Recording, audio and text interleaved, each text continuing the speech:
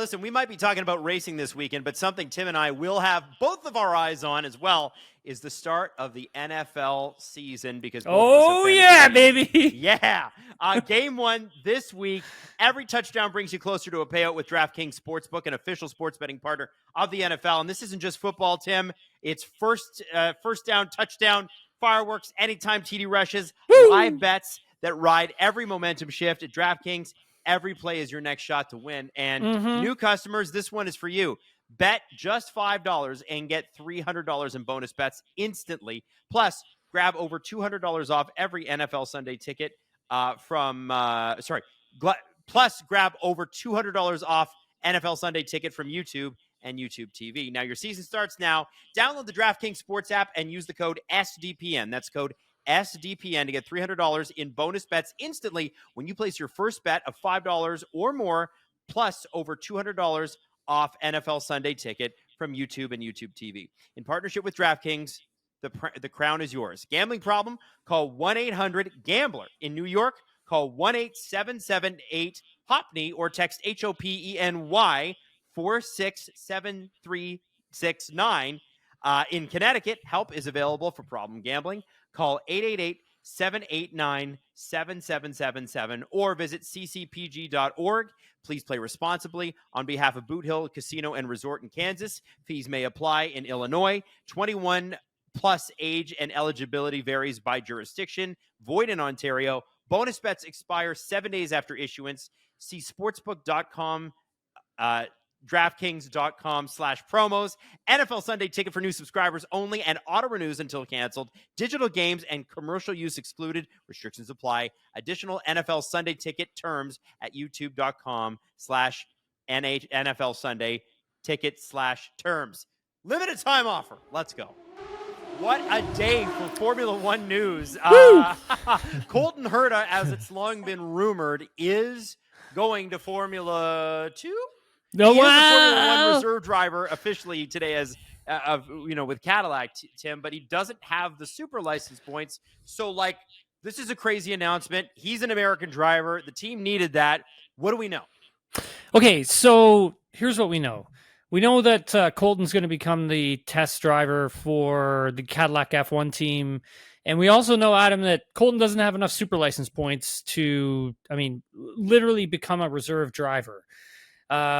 He is about, if my math is correct, and I believe it is, he's about 6 points shy of acquiring a super license. Now, at the end of the IndyCar race that happened in Nashville last weekend, he had accrued enough points that would have kept him 5 points away from a super license. However, with the 2023 results, I believe he was 10th in that season, and I believe he only got one super license point. That is null and void if you move on to do another championship, which it looks like he's probably going to be.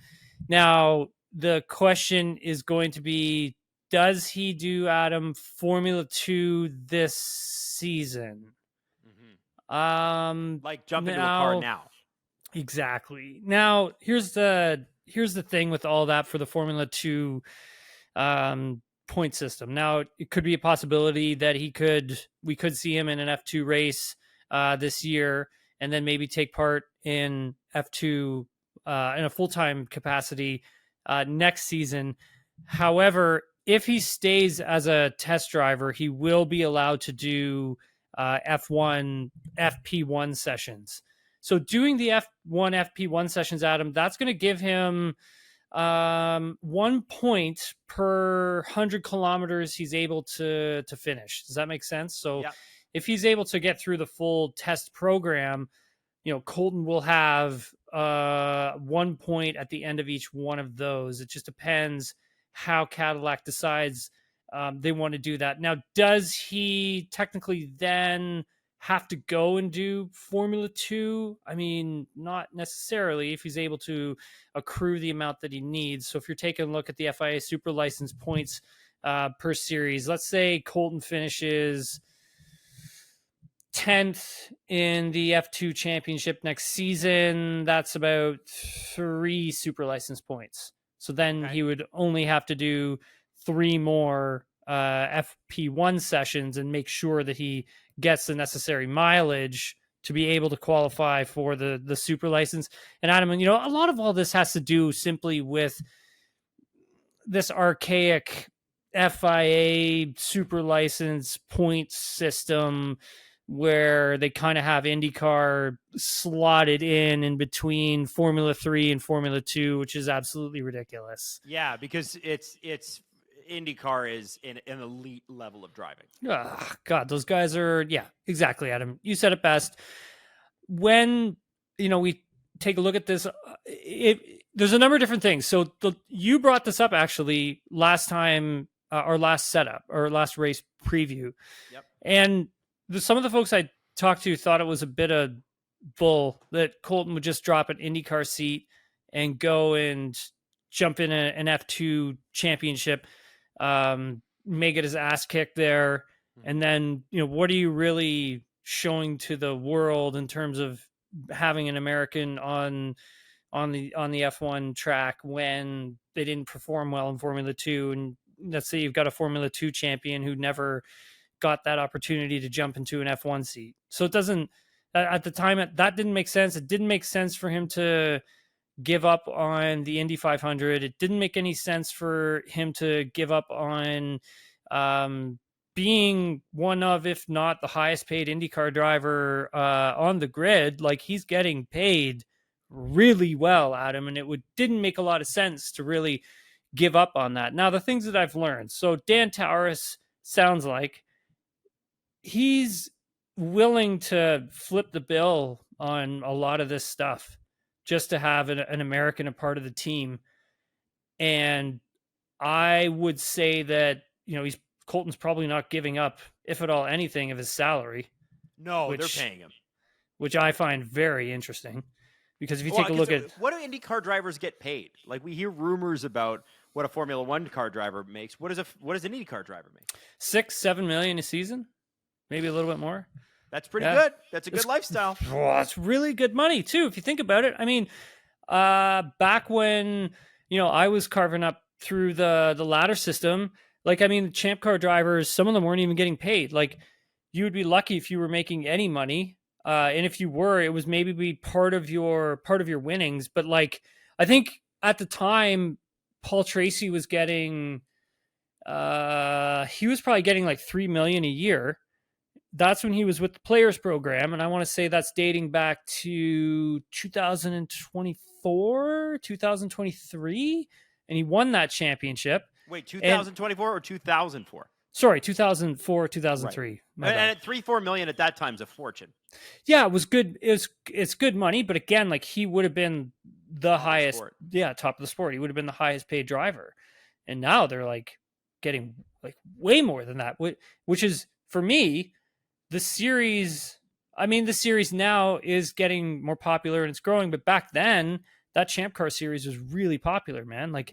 They were selling out the Toronto Indy. We had 80, 90,000 people there just for race day. So that's sort of, when you look at it, interesting to me, because he's not going to give, Colton's not going to give up any of his money, which is fair, and he shouldn't, but I am so curious to know if there are other stipulations in all of this. If it doesn't go well, can he just go back? Can he just go back to Andretti? Yeah. I mean, you have to think that they know it's going to, right? They must have tested him. They must have run him through something. No? Nothing. No, all the thing that Colton's done is the McLaren junior driver, their driver development TPC program that they had him in for a season. And I want to say that was back in either 2020, it was 2022, around that time. And he was testing at Portimao in Portugal with McLaren. And I remember I did an interview with him as soon as he was done that. And we just obviously chatted about the test and how it all went and how quickly he went. And it was a great test for him, and the team was really happy.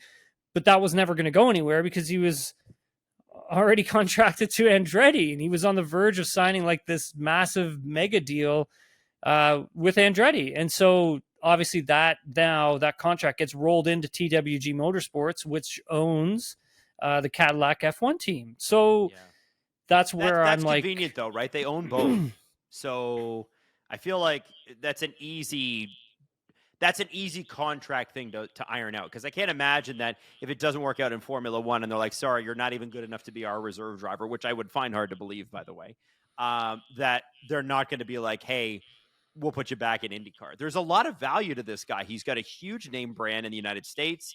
Obviously they do need an American driver on that team. It's a must. You must do that.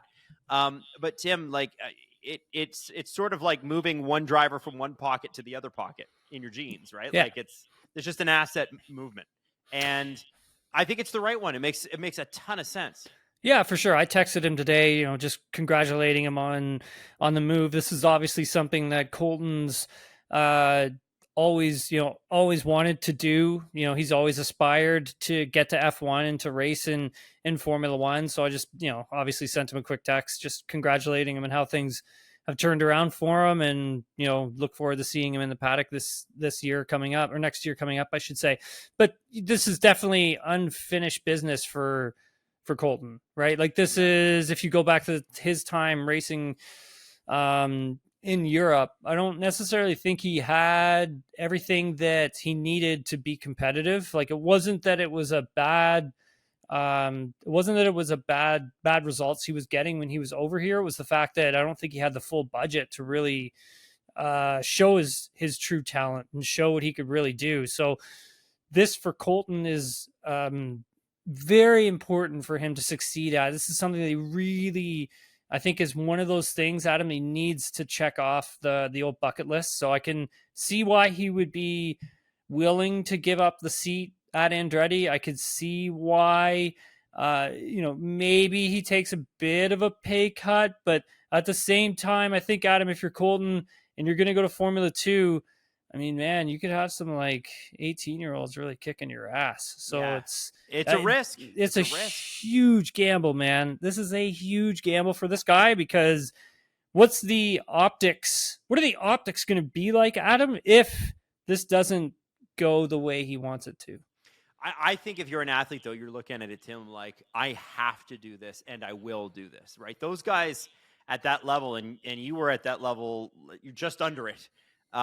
There's a mentality, I think, that you have to get into, which is, of course I'm going to do this. And not only that, I'm going to take a seat from Sergio or Valtteri one of these days. Like, he's got to be thinking like that, right? You don't make that change unless you really truly believe in that. And yeah, I know athletes are kind of psychotic in that way, that they're like, they have this unflinching belief in themselves at all times. 100%. And I think for those other two drivers, in Valtteri and Sergio, that's the other part of this that I find sort of fascinating. So if you take a look at, how long have they signed for, right? Both of them are on 2-year deal. So their deals aren't going to run out until 2028. I'm sure there's buyout clauses in their deals for sure. No question about that. But however, you're now going to be spending like so much money, right? You're paying Colton, well, could be paying for all of his F2 stuff if that does come to fruition. And that's what, $3 or $4 million a year to have a seat like that? Oh, it'd be more than that. It'd be way more than that. I'm thinking he's going to be, that bill on a good team in an F2, 5-6 million maybe. Wow. Yeah. Then you've got the testing. You have the testing on top of that. Mm-hmm. And you've got two-star drivers. I mean, I'm sure Sergio's bringing backing from Mexico. As for Valtteri, I don't think he's bringing much, if at all, anything. But you have to hope that, I guess, you've convinced Cadillac enough to invest in this idea, because, man, it could turn out to be really backfire and cost you a lot of money. So then if you've got these guys on 2-year deals, Valtteri and Sergio aren't off the books until 2028, then what you're saying is that Colton's not going to be on the grid until then. Yeah. Or he's pushing one of them out, and one of them becomes the reserve driver. Maybe, yeah. Which would be an ideal scenario, I'm sure. Or maybe Taurus can just do that. Or maybe Taurus then has to go and buy out one of the drivers. He's going to either have to buy out Sergio, or he'll have to buy out Valtteri, and in comes Colton. But Colton's going to have to do the big work of getting that those super license points. and be ready for Formula One. Like, this is a totally different thing from IndyCar. Like, this is, I mean, he's going to go to F2 and he's going to learn about the tires, right? Like, that's going to be a big learning thing for him. Maybe being around Sergio and Valtteri, learning during their debriefs is going to be the most valuable, I would say. And because the step between an F2 car to an F1 car is massive, it's totally different. So it's kind of like, well, what's the point? Doing F2. Well, I know, but Tim, what if your dream is Formula One and you just like, this is your one opportunity in your entire life? IndyCar will be there. He's proven himself. Don't you take a 2-year sabbatical and try? Yeah, I think I would. Especially if I believed in myself the way I think Colton Herta believes in himself. You know what I mean? 100%. And I also think that when we look at the calendar for May for next year, you have to think, I always think big picture, like the Indy 500, where it's, can he still run the Indy 500?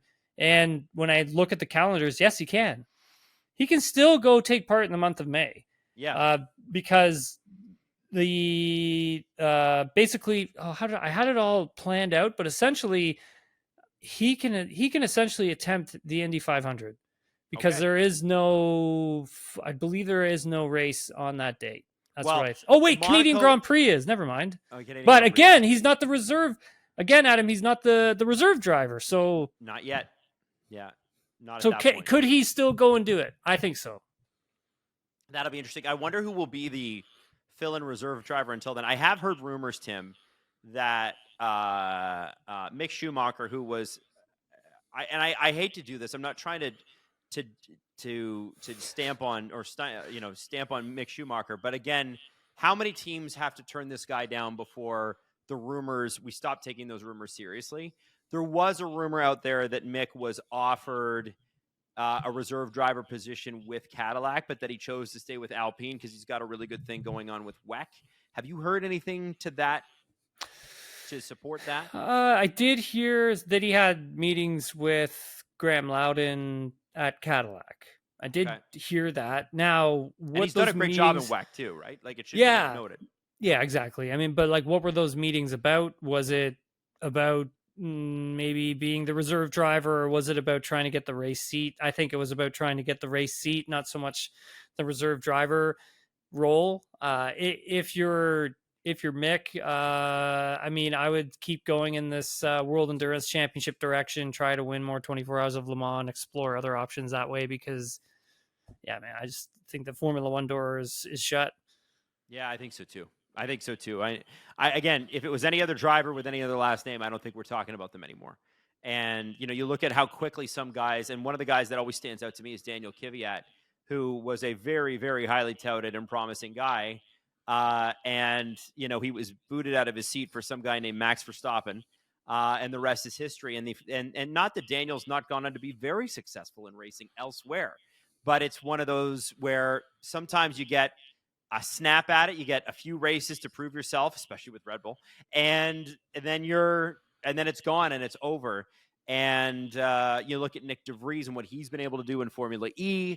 A lot of these guys, Jenson Button is still racing and broadcasting. Like, there's plenty of opportunities for guys that have got to that point. Colton Herta, I respect the balls that it takes to make a decision like that.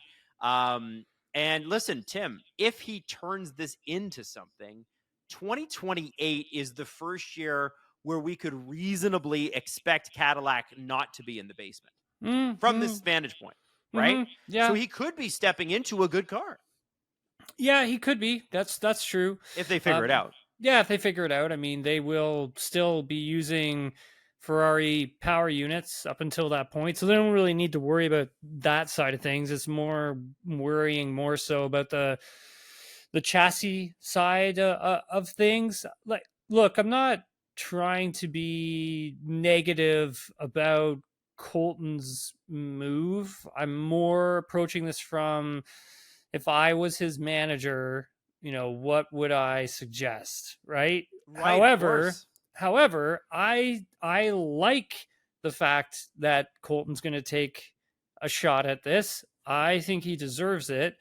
I think he is talented enough, and I find it a very exciting story to a really good guy who deserves it. And I am really excited to see where things go next for him. And hopefully I'll have some more news on the F2 front in the next couple of weeks for everyone. But I'm excited for this. Don't get me wrong. Oh no, I don't think anybody's taking it that way. I think it's more, well, this is race car drivers, man. You guys are crazy. You step in a race car, you're nuts. Like, of course you're going to take this is not a risk. Stepping in a race car is a real risk. That's true. Going to Cadillac for a couple of years where you make $6 or $7 million. That's I would take that risk. Yeah. That's a risk I would take. That's a good point. That's a good point. Now, Tim, let's talk a little bit about Stefano Domenicali, because he did some chatting this week. And obviously, one of the things that every sport is looking out for right now is speed of event. How long does it take an event to get finished? We've seen with Major League Baseball here in North America that they instituted a pitch clock in games that, Yankees and Red Sox games, especially, I can remember when I was growing up, those could go on for 4 hours because they would always delay, try to get into each other's heads, try to mess around with each other, that sort of thing. Now you got 15 seconds. And the games have gone from 3 hours to 2 hours. And they move quickly, and they're interesting and exciting, and people were wondering how that was going to work, and it's worked out pretty good. Stefano Domenicali, I have to say, I give him full marks for being as open and transparent as he was, because he said we may have to look at making the event shorter. We may have to look at getting rid of some free practice sessions. We may have to look at reverse grids, as in turning the cars around the other way. And I think traditionalist F1 fans hate hearing that, and I don't blame them. The average F1 race, barring some crazy crash, is like 90 minutes.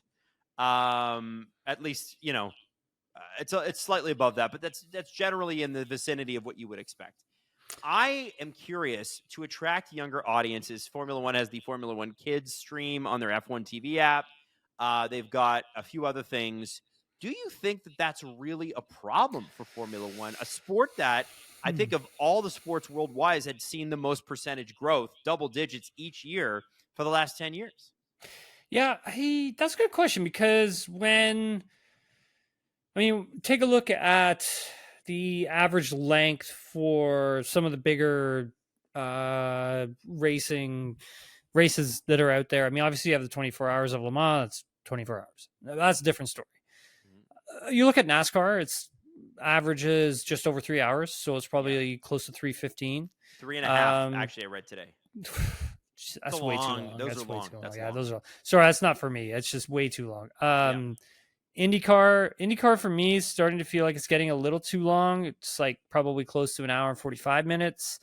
And Formula One, you're looking at 90, right? You're looking at about 90 minutes on average. And then you have Formula E, which is probably 50 minutes. And then MotoGP, obviously, I think theirs are down to like 40 minutes or something like that. I don't find the F1 races that long. I don't find it that much of a problem, because there is more opportunity for mistakes, more opportunity for the teams to make mistakes, the drivers to make mistakes as well, which would add to your storylines. If you take a look at the sprint races that we watch now, I mean, what are they? Almost 60 minutes, I think they are, something like that. Is that long enough? I mean, are those races really, really exciting? Well, if you're going to like 18 to 22 laps, depending upon what track they're on and how many kilometers it is, I don't know. It to me, rarely does something crazy happen in one of those races outside of the first lap. Yeah, like they're not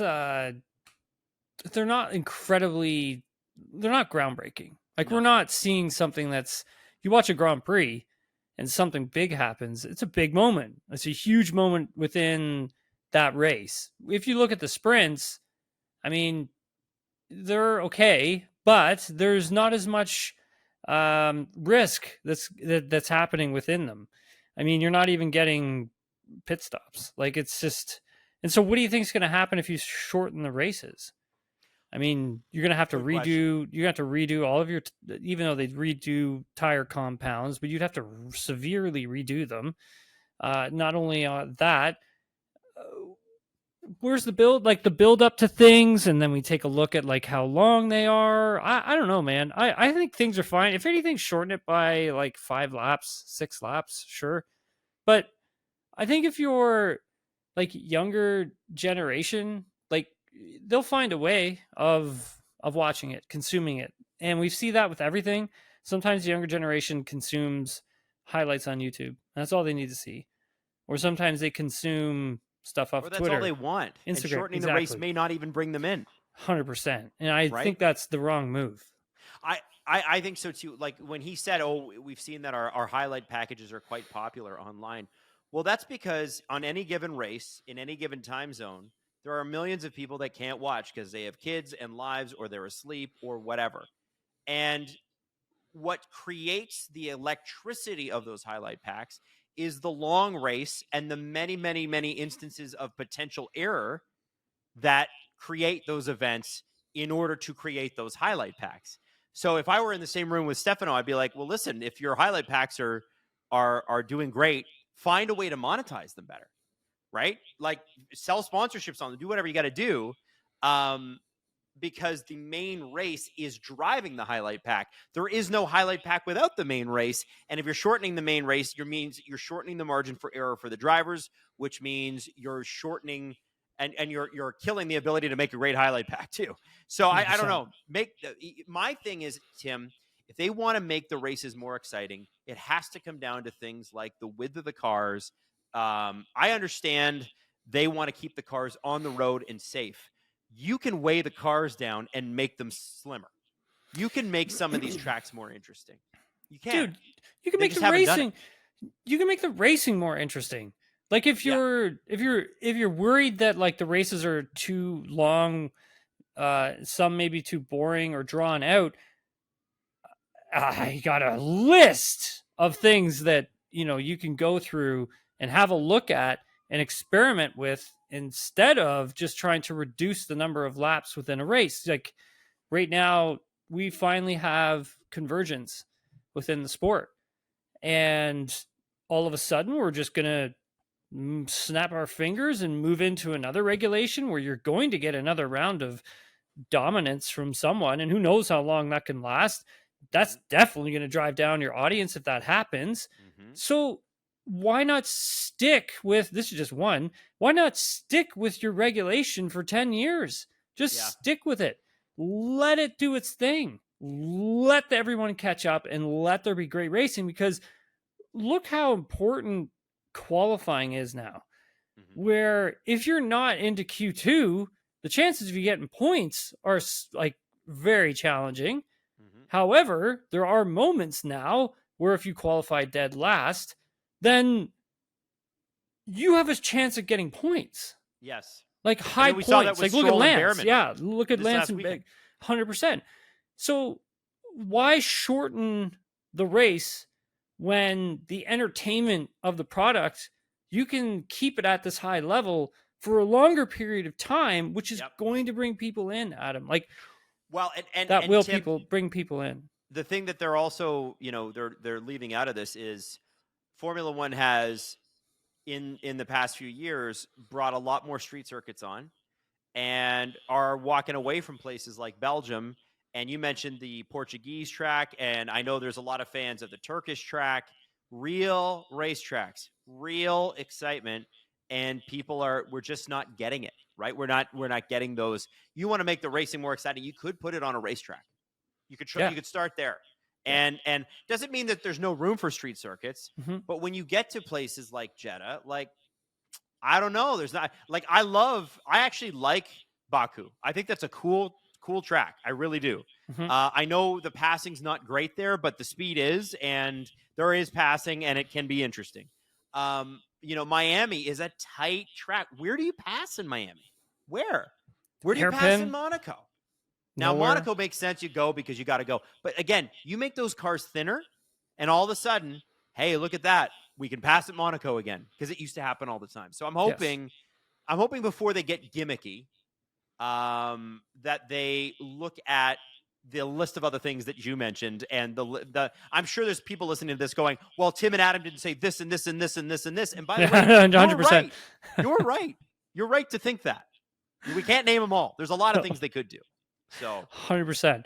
And I just, Adam, I guess I don't want to be like a hardcore traditionalist because I know that I don't sport, think you are. I know that like sport moves on. Like I get that. And I get that there has to be an evolution to the sport. But I would also argue the fact that F1 has gotten younger and the demographic has changed dramatically, which is great for Formula One. Things are playing in towards what they want. And I don't necessarily think all of a sudden changing anything, lose a practice session. Like, just lock one of them off. That, right? Yeah. Yeah, that's fine. Do you replace it with something, or do you just...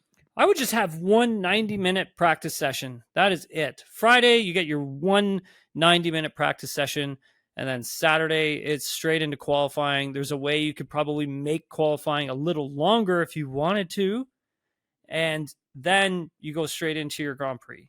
And that's shortening the weekend. Or, Adam, you lose Friday altogether. You do your media day on the Friday. You do your 90-minute or 60-minute practice session Saturday morning, and then you go straight into your quali Saturday afternoon, and then Sunday afternoon is your race. Well, how do you get somebody to buy a full weekend pass if you're doing that, Tim? I mean, this is the thing, right? Like, I'm just, you know what I'm saying? Like, there are so many other different options. I just don't want to. 3 days, though. They will tell you got to have cars on the track 3 days. Yes, but I don't want to see like a 40-minute F1 race because we already seen what shorter F1 races look like. Yeah, unless there's some sort of. The only thing I could think about those sprint races that could make them better is if there's a mandatory tire change. Still. Yeah. Like we're still like these, like, you know, the engineers, everyone who works in F1 is the top of anything. You know, they're geniuses. They'll figure out a way around it, right? Like that's the way it is. That's the job. That's what you should be doing. You need convergence. You need convergence, and you need to stop playing around with the regulation and just leave it and let it settle in and see what happens. Like that's all you can do. Yeah. Okay, I like that. You know what? I think it's probably a good time. We got to talk a little bit about willpower. We got to talk a little bit about the Toronto Indy, and we got to talk a little bit about your predictions because you are in Monza this weekend. You went to the Ferrari museum yesterday and sent pictures. There are things we need to talk about, but first, let's do a little track drive-through with Tim Hauraney. Monza, Monza, Monza. Temple of Speed, Adam. Let's go.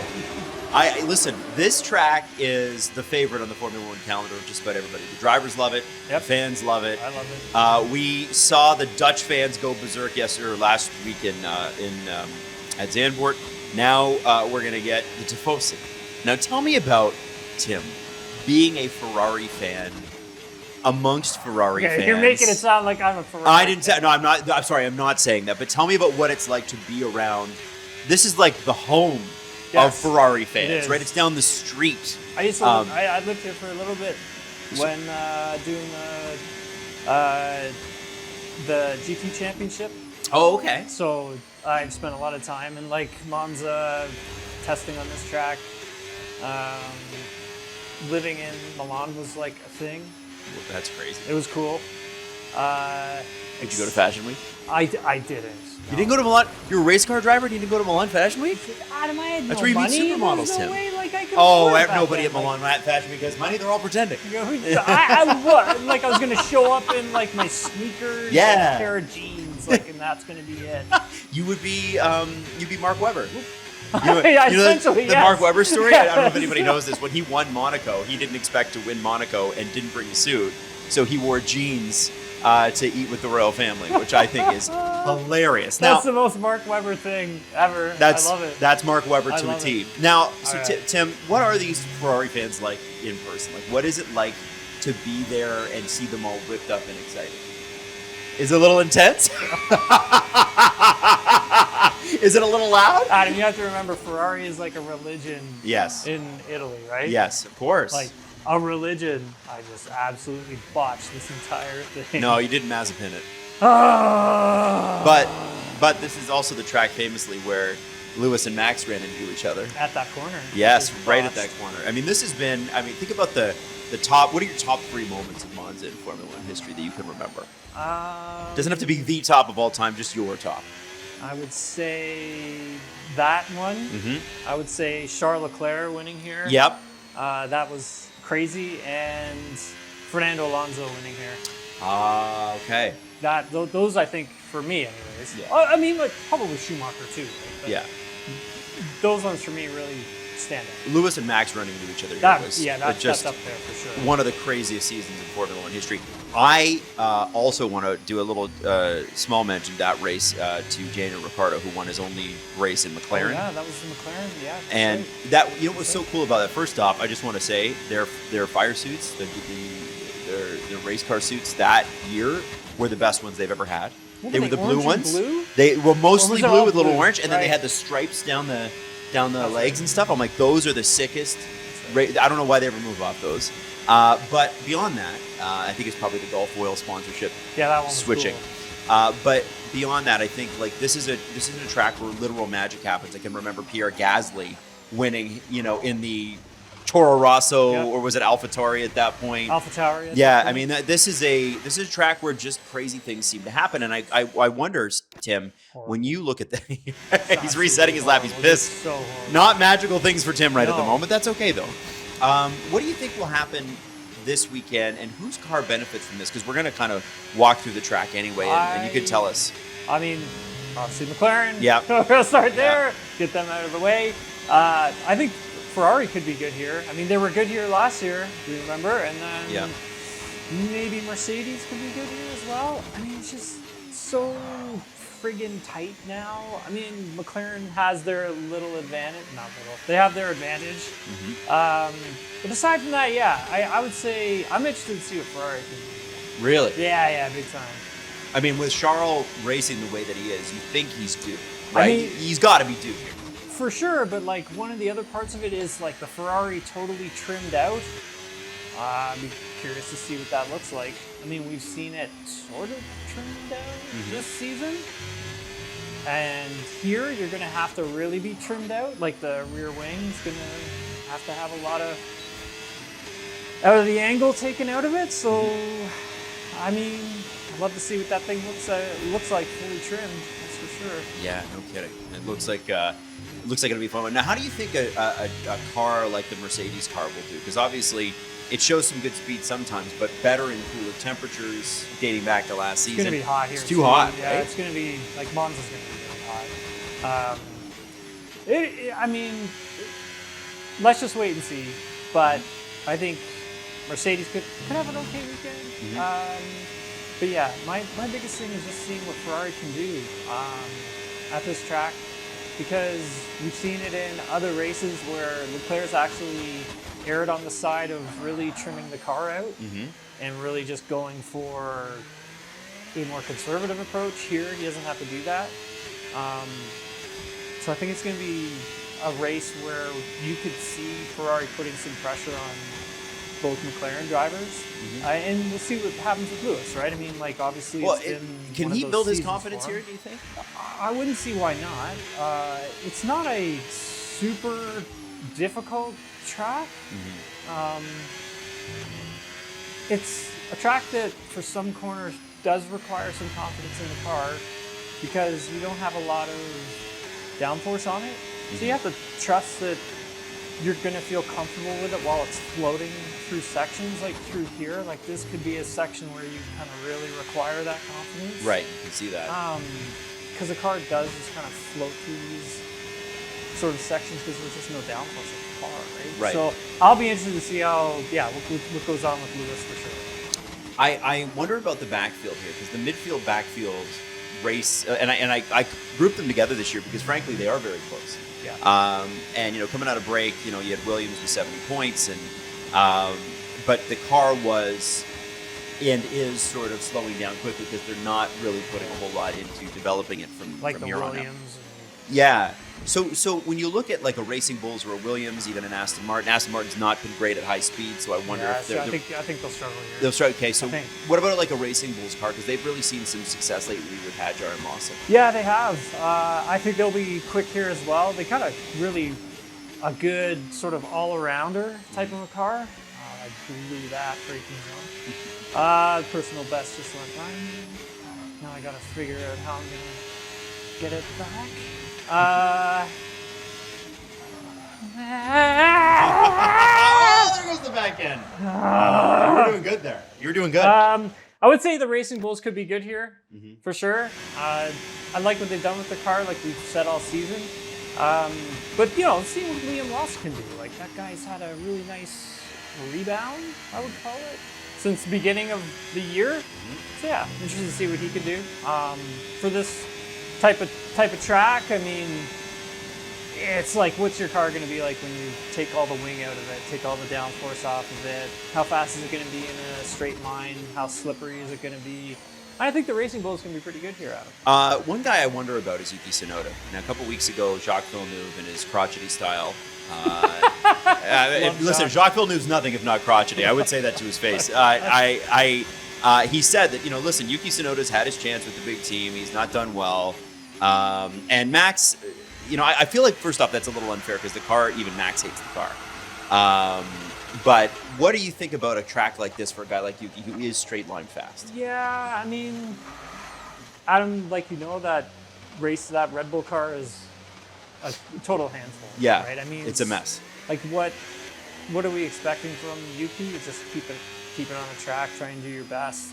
I mean, I found it interesting though in Spa when they switched all the components over for him, gave him a lot more of the newer components. He was able to crank out a decent like lap time from it. I mean, here it's going to be a lot different. Again, how fast is that Red Bull in a straight line? What can it do? I think for the Red Bull, it's all about the inconsistencies of it. Right. Like in the way Yuki talks about it, and I've talked to him about it, it's just like, you know, one lap it gives him one feeling, but then the next lap it gives you another feeling. And it's very unsettling for your confidence when you've got a car like that. You can't expect anything. No. And that's the whole thing. You need to expect things. You need to, yeah, exactly. You need to know that when you put the car into a corner in a certain situation, it's going to give you something, and what it's going to give you, and you have to understand that. Then that's part of racing. I mean, I was at this track once, and I didn't have a lot of confidence in what I was driving. It was a little sketchy going through some of the chicanes because you're approaching them at such high speed, like here, you know, like. Yeah. I just, I suck. You know? That's all there is to it. And I'm going to try and put a lap together now. All right. I'm really frustrated. One last question, and we'll kind of talk you through the lap here. But I wonder about McLaren. And obviously, as we enter, you know, this is truly the fall now, which is crazy to say. And we're talking about the back third of the season, right? We really got a couple of months left here. You know, I guess early December, so 3 months. But, you know, this seems to be one of the best team races we've seen in a while. Like, we're talking about, you know, McLaren in the late 2010s, or not 2010s, 2008, 2009, that sort of thing. Ferrari at that time. You know, there haven't been a lot of, like, you know, teammate for teammate championships that have been this close in a long time. Yeah, who do you think is ultimately faster at this track? I think Lando could be pretty quick through here. Yeah? Yeah, I think Lando will be quick. I think, I mean, there's just not much between the two of them, Adam. Like, between Oscar and Lando, like, it's like I keep saying, I'll just keep saying it on repeats. Who's going to make the least amount of mistakes? That's all it is. That's what separates the two of them. They're that good. I know who's going to make the least amount of mistakes. His His name is Tim Haraney. This is the better question for you, though, Adam, because you're the McLaren fan. Yes. So it's like, okay, who are you pulling for here, right? So here's what I want to say. Okay, so I was rethinking the Hungarian Grand Prix, and as impressive as it was that Lando managed that tire, is it more impressive that Lando managed that tire for that long and won the race, or is it more impressive that Oscar Piastri did 2 pit stops and could have caught him? I don't think, like, Oscar did catch him, but catching him and passing him were going to be two different things, right? Sure. Like, I don't think, I really don't think he was going to get by him, and I don't think Oscar thought he was going to get by him either. Yeah. It's just the way it was. I think Oscar had said he needed probably another pit stop just to have a chance at trying to get by him. Wow. Tells you the race he wrote, or he did, right? Yeah, well, there was if I remember correctly, I think it was a 6-lap tire delta between the two of them. So, not much with the hard tire. Mm-hmm. But yeah, I think Adam, like, could he have gotten past him? I don't know, getting really pissed off here. Personal best is just It's just eating away taunting you. at me Do you want me to here. be quiet? Do you want me to stop talking? Just gonna throw one in here and see what happens. Nope. Oh. Definitely didn't. Oh, there we go. That's actually a really fast corner. Hey, That isn't is. that where not Sunny Hayes, Joshua Pierce was? Yes, that's right. That's where he got. Is that the one in the rain? Yeah. Yeah, well, That you was know, the corner. in and Joshua Parabolica. Pierce's mother was pretty mad. Yeah, she was very mad at Brad Pitt. But he went flying through the air. Like, Yes. but that's based off of a different crash, sort of. An F3 crash that happened right here. Okay. They Did the person? crashed here, not back But they there. didn't flip over the median, did they? Well, they crashed where the car, it was an F3 car, and it came down. People can Google this because it's a big crash. Yeah. Came down like on its side. Oh, okay. So it's like a similar type of a crash, but the car didn't burst into flames or whatever. Now, where was Joshua Pierce's crash? Was like here. oh, It okay. happened around this section. He hit sausage curbs that were on the outside of the track. And that is true. They did used to be on the outside of the track, but I think since the one crash in the F3, it's been taken away. Okay. They've been taken away, but it happened in around here or whatever. Yeah, it came through, bumped off the thing, and then like that car looked like a fake limb flying through the air. Smashed. All right, I'm doing a lap. And then he I'm burned his really head. Are you going to do it? frustrated. I'm going to try and do All it. right, let's see. We're going long here. See if Tim can No do more it. talking to me. I can't talk to Tim anymore, so I'll just talk to you. So listen, what I need you to know, especially if you're listening to this and not watching this, is that this is a track that is near and dear and personal to Tim. He lived in the area, as you know, from the start of this segment. And so he needs this. He needs to leave today and get in his Volkswagen and go, I did it. I nailed it. Am I right? That's right. He's not even paying attention to me, which is good. I want him to be focused. There he's around the I went in chicane. too fast. You can still catch him. You can still go. That chicane right off the opening straightaways is a tough one. It comes at you quickly. And I wonder if this is one of those races too. You know, we've had a couple this year where nobody's dropped out. I wonder if this is one of those races because I feel like there's enough room here to breathe. Drivers know it well. All the European drivers would have driven this circuit growing up. They're quite familiar with it. It's kind of the race, like all the guys driving Sims. Right into the American Express sign. Damn it! All right, Tim. I'm sorry, buddy. I'm sorry it didn't work out. Look at the look on his face. Okay, Tim. So first off, Will Power, who, if for anybody that's not an IndyCar fan, it's the best name in racing. Will Power. He is. What's the news with him when it comes to IndyCar? And then we're going to talk Sure. about the Toronto race. Okay, so for those who don't watch a lot of IndyCar, so Will Power, pretty big name in the sport. He's won quite a few championships. He's won an Indy 500. He's one of the best qualifiers in IndyCar I think I've ever seen, and he's been racing for Team Penske for about 17 seasons. Yep. So yesterday he got let go from Team Penske, and it's something I've talked to him about already back in July.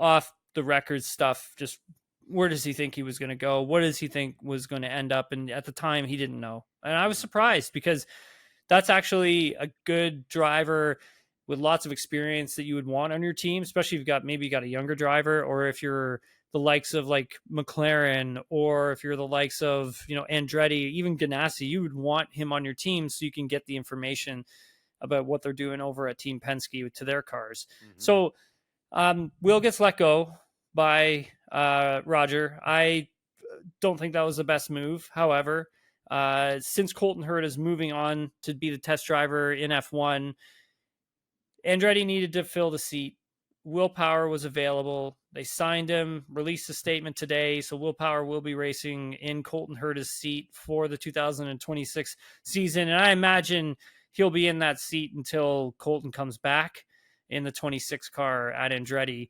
This is a really good move for them. I think having Will on your team to support Marcus Ericsson and to support Kyle Kirkwood is a really good move for Andretti.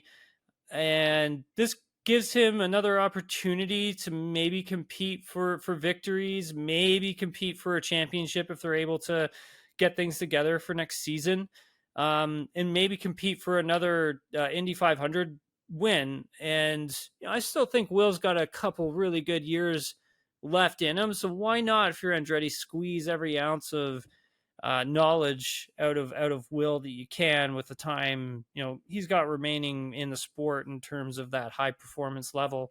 But he's a great driver, Adam. I really like Will. I think this is a great move for Andretti, and I'm happy that Will was able to land on a very competitive team. Well, and you would assume any car with the Andretti name on it is going to have, unless it's some disaster season, it's going to be a pretty good car, right? They just have that reputation. I wonder, Ganassi has just been, they've just been better. The driver's been better. Steamrolled everybody. Yeah. Just steamrolled. How do teams like McLaren, teams like Penske, teams like Andretti catch up with a team that's been steamrolling like Chip Ganassi's team? With IndyCar, a lot of it has to come down to what are you doing with your suspension systems. It's not really based too much on. It's not aero. Yeah, not really, right? There's always so much you can do with the cars because they're stock. Like everybody kind of has the same equipment. However, you can make adjustments to your damper systems, your spring shock systems, and you need the right tools for that. Like you need I think it's like a 4-point shaker rig. Like you need one of those machines. Some of these teams don't have those machines, and the ones that don't are the ones that are at the back because they don't have that knowledge or experience. But you do see other teams now starting to partner with the higher teams. So you could have, say, Meyer Shank partnering with, I think, who is Meyer Shank's part? I'm going to screw this up. I think Meyer Shank is partnering up with Chip Ganassi Racing. I'm probably going to get roasted for that if I got it wrong. I might have gotten it wrong. However, it's okay. It's late in Italy. They share data, right? Yeah. And then they have an understanding of like what the other teams are doing. Now, sometimes they don't have the components that maybe the other teams already have or they've built. So they've got to go build them themselves. And that takes time. So for Andretti, a team like Andretti, like it's good to have Will on your team because he has that inside knowledge of what they do down at Penske. Penske obviously being the gold standard when it comes to all that information, when it comes to building all those components, like Will knows. So he would be the one of the a really perfect get to have on your team to get that information from. And Toronto, so there was a massive, for anybody that doesn't know, Tim and I are based out of Toronto, but the Toronto Indy has been a mainstay downtown for 30 plus years, and it's now moving. Obviously, the World Cup is coming here in 2026, which would have prevented the Toronto Indy from being downtown anyway. It will now be in Markham, and Markham is to the northeast of Toronto. It is a growing city unto itself. Mm-hmm. It will be a street track. Tim, this isn't just for the year though that they're talking about. This is going to be a multi-year deal starting in 2026 summer. What do you know? Yep, it's a 5-year deal. And just to correct myself on my previous thing with Meyer Shank Racing, it is Chip Ganassi, so still got her, baby. So moving on. This is, so obviously IndyCar moving from downtown Toronto. Adam, I know there's a lot of fans that are really bummed about that. I know that there are some fans that are excited for the possibilities. But like you said, Adam, a big part of this had to do with the World Cup and the World Cup coming to Toronto. Obviously, the race, for those who don't know, the race goes around the soccer stadium or the football pitch where the IndyCar race happens. Now, they are expanding the stadium, so there is going to be construction happening around the stadium with new grandstands that are going up to support the fan bases that are coming into the country, and that's going to get in the way of building the racetrack itself.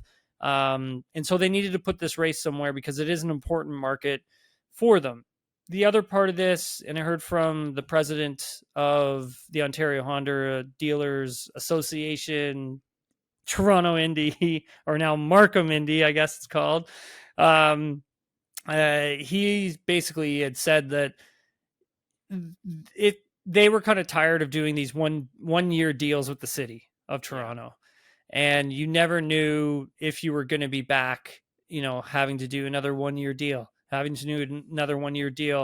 and just fighting to sort of hold on and not have anything that is multi-year, which is really dumb if you ask me, because this brings in a lot of money to the downtown core of Toronto. And for people who say like, it's really noisy. Yeah, well, it's also bringing in tens of millions of dollars to your economy. So you also chose to live whatever. downtown where there's people and noise. Yeah, exactly. And there's going to be traffic. Downtown, then. Yeah, exactly. So, I mean, outside of all that, Adam moving out to Markham with the mayor there, he basically said, look, if we're going to go after and get an IndyCar race to come up here, we're going to take it away from downtown. I don't want it for 1 year is essentially what he's saying. He's like, I want to have it so we have it for at least a longer term period. And that's where this 5-year agreement came from. Now, this first year that they've got cooking up, they've already started preparations for it. They are going to have to do some construction to some of the roadways. They are going to have to repave some of the roadways, not all of them, but some of them for sure. And it does look interesting. I like the fact that the GO train, I know we have a lot of listeners in the Netherlands and the UK, and we have a system called the GO train. The GO train is like the tube, only it goes really, really far. It's quicker train, all that kind of stuff. And the GO will actually take you straight to the heart of the race, and you can literally get off by the paddock area and get it off the train. So the train is kind of going through the racetrack in a way. And I think for folks who live on the west end of the city, Adam, are going to get screwed. Like, I honestly don't think it's going to be easy for folks who live all the way out at Brown's Line, which is a long way away from downtown to begin with, to go all the way to Markham to watch the IndyCar race. Yeah. So you are rolling the dice on hoping you're going to sell enough tickets to support this thing, because people showed up in droves for the race downtown this year and last year and the year before. And it had really good momentum going. You were getting the audience back. You were getting your 60 or 70,000 people for race day. You're getting closer to those numbers when I used to race there. Now, what have you done? Rebuild it again. Yeah, not exactly, Adam. So I think there's going to be a lot of work there for those organizers to do to convince people to go out there. How are they going to get them out there? How's it going to be quick? How's it going to be a quick transition to get out there? Is there going to be a streamline go stop that picks you up at certain hubs, and is it a straight shot straight out to the track, right? The Netherlands, Adam, does a great job with their particular race. It's one of the things that I noticed it's called the Max Express, and essentially it starts and it's awesome. Essentially it starts in Amsterdam and it just goes straight to the track, straight out, not to the track, but straight out towards the track. And it goes back and forth, and it's like you are getting another train every 2 minutes. Well, and that's great, because you know what? The Circuit de Gilles Villeneuve, as beautiful as it is, what a pain in the ass to leave, right? That old Montreal subway, God bless, it's still hanging on here after 50 years. Those old subway cars and stuff like that. It does a great job. There are not enough trains. I remember when I was there in 2016, it took me 2 hours to leave. After the race, right? And that's too long. It's too much. People have higher expectations than that. I hope Toronto You never know. Sometimes they get it, sometimes they don't. I hope they schedule more trains that weekend. This year for the Canadian Grand Prix, the organizers, I thought, did a really good job of the infrastructure and getting people in and out of the race, even including the teams, the drivers, media alike, fans as well. Compared to years in the past, I mean, I think the amount of money that was put into the Canadian Grand Prix, I thought they did a really good job this past year of just making sure everything was making sure everything was run like as best as you can. And I thought they did a great job. I thought they hit a home run with this year's Canadian Grand Prix.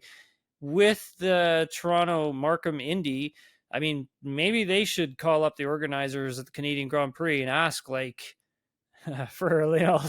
for a little bit of help on how to maybe execute that, because I think it's going to be really hard, Adam, to get people out there. Really do. Well, we'll see what happens, Tim. Just another day in finding a place to race. Yep. Now I should mention, you're in Italy. You're in Monza. You're going to be there this weekend. Media day is obviously in a few hours for you right now, so we want to wrap up here and let you go to bed soon. But just very quickly, who do you expect to do well here? And specifically, I want to start with Ferrari. What kind of a weekend do you expect them to have? And Tim, please tell me they're not racing in blue. Oh no. Yo, anything? I don't understand why Ferrari will not race red at Monza. Come on, guys. Hold on. Okay, so in all transparency, I don't know what the racing overall situation is going to look like. In all transparency, I mean, I've tweeted out what the cars are going to look like. I have seen the dark blue race shirts. Yes, they look good. The bomber, I don't really know. I'm not a fan. I like of the those yellow blue better. Ones, man. I like the yellow. I did too. I like, however, the new bomber jacket that they're wearing. That thing is badass, and I'm guessing that's sort of what the race suit's going to look like. Yeah. And I'm okay with it because I thought the bomber jacket was really nice. Is the livery going to be red? Well, I mean, they've got it. It's like red and white. Oh, sorry, on the suits, you mean? Yeah. No, I mean on the car. Oh, we've seen the car. So I tweeted at the car already. Oh, I missed that. Is it so red? It's red, and it has the engine. The engine cover is all white. Oh, cool. So actually, I should send this to you while we're just talking right now. Yeah. Actually, this is right in front of me. Yeah, I got to. But no, Adam, I think people will like the cars. I have a couple people that have actually responded to me online, and have DM'd me about the car look itself, and a lot of them seem really positive with it. They seem to really like it. I'm okay with it. I'm all right. It's not like, the greatest thing ever. I like it. I don't love it. I like it. Yeah, I like the yellow one that they had. Like that was cool. I really enjoyed that. I thought it was badass. I'm also dying for Ferrari to go back to its more fire engine red. Oh yeah. They have a little bit of a dampened red, and I really want point. them to go back to like the Schumacher red. Yeah, that was a good one, wasn't it? I mean, different shade, a little more different sunshine shade to it. Yeah, that's a good one. I like the fact though, Adam, that they try. Me too. And that's a tough brand to try with. I really listen. You're taking a risk. 100%. Just give me a red Ferrari in front of the Tifosi, please. You can do yellow anywhere else. You can do blue anywhere else. Don't race a non-red Ferrari in Italy. To me, that's sacrosanct. You can't do that. Can't do that. That's my opinion. I'm sticking to it. I'm sure John Elkin is listening to this podcast right now going, you know what? These two are geniuses. Hire them. Yes. Hire them and pay them so much money. Lewis Hamilton's contract. Come get me that. Let's press control copy. Boom. Done. Hire this man. Tim and Adam. Anyway, Ferrari marketing guru. Yeah. So this weekend, any thoughts? I think we're probably going to see McLaren again at the front. But if we go back to this time last year, I mean, this was the race weekend where Ferrari turned things around for their whole season. So let's see what happens. I mean, I'd be super stoked if like Ferrari, comes out and they're swinging and they're looking good. This could be a track though, however, that they can't be quick at. So this is a realistic goal. I don't know if they can win, but I think they can put pressure on McLaren. Okay. Who else? I mean, Red Bull's interesting. I think Max may throw a wrench into things here this weekend. And I think the Mercedes could also play a factor here this weekend as well. But I think we're going to have some more teams putting pressure on McLaren this weekend, though, Adam. Not compared to like what we saw at the Dutch Grand Prix. I think we will have more competitiveness here. But the likes of Aston Martin, I think it's going to be a tough weekend for them. Williams might be good, have a good run here. And I'll be interested to see how the Saubers do as well. I'll be interested to see how they do here. Got it. Okay. All right. Well, Tim, listen, I'm excited for the weekend. I'm excited for your interviews. I'm sure they're going to show up on TSN both this weekend and in the future. We already know you talked to Charles and Lewis last week. So enjoy your time. And obviously, remember, got to look out for Tim, because midway through the weekend, he always does his post-qualifying podcast, and it's a good one, so don't miss it, okay? Thanks, Adam. Appreciate it, buddy. Have a good weekend. See you, buddy.